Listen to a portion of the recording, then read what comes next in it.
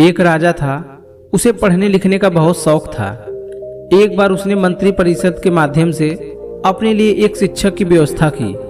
शिक्षक राजा को पढ़ाने के लिए रोज आने लगा। राजा को शिक्षा ग्रहण करते हुए कई महीने बीत गए, मगर राजा को कोई लाभ नहीं हुआ। गुरु तो खूब मेहनत करवाते थे, परंतु राजा को उस शिक्षा का कोई फायदा नहीं हो रहा था।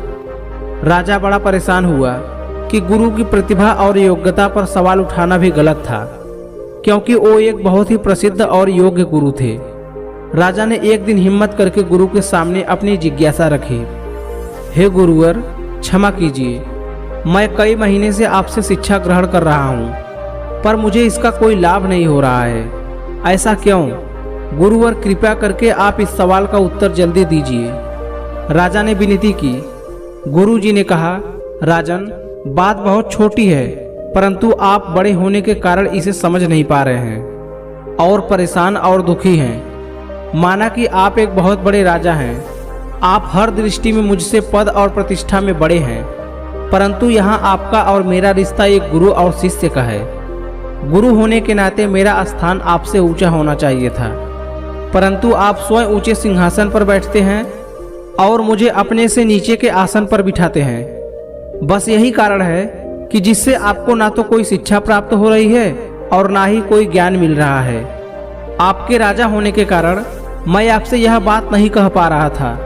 कल से अगर आप मुझे ऊंचे आसन पर बिठाए और स्वयं नीचे बैठे तो कोई कारण नहीं है कि आप शिक्षा प्राप्त न कर पाए। राजा की समझ में सारी बात आ गई और उसने तुरंत ही अपने गलती को स्वीकारा और गुरु से उच्च शिक्षा प्राप्त की।